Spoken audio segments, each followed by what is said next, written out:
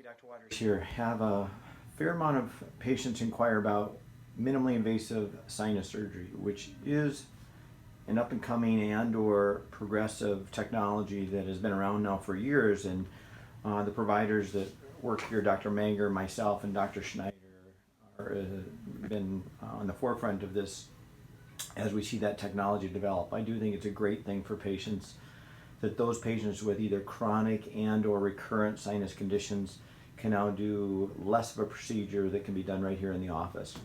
What does it involve? Either under local or local with sedation.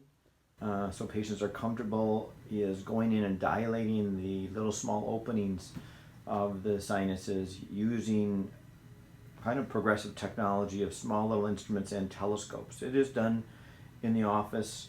Patient in a room that's just a room like this, we can administer sedation and or a level of anesthesia for their comfort depending on the individual and what we need to do. Basically, it is dilating those sinuses so they work better on their own, and it promotes drainage, aeration, which is what the sinuses are supposed to do. We've even had our own physician, Dr. Schneider, go through that process, and you would, if you were to speak to him personally, his experience and outcome has been excellent, along with what he describes as the procedure being very easy for him to go through, which you can see on this video.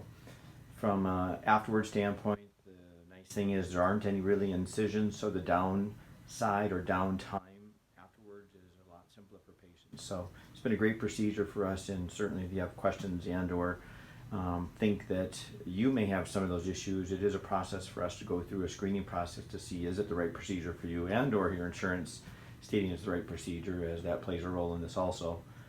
But it is a covered service under insurance.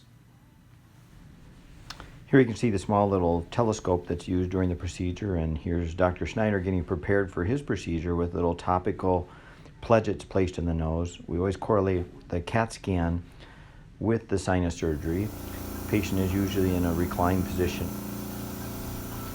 We are then able to correlate the anatomy that we see and the CAT scan during the process of the procedure that is right on the screen in front of us, with the patient being very comfortable, able to do the dilation of the balloon and fairly quick procedure.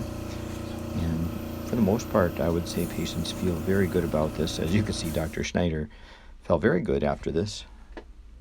If you feel you're a candidate for treatment for a chronic sinus issue and or recurrent sinus issue, we strongly recommend making a consult, and then we can thoroughly evaluate whether you may be a candidate for balloon sinuplasty.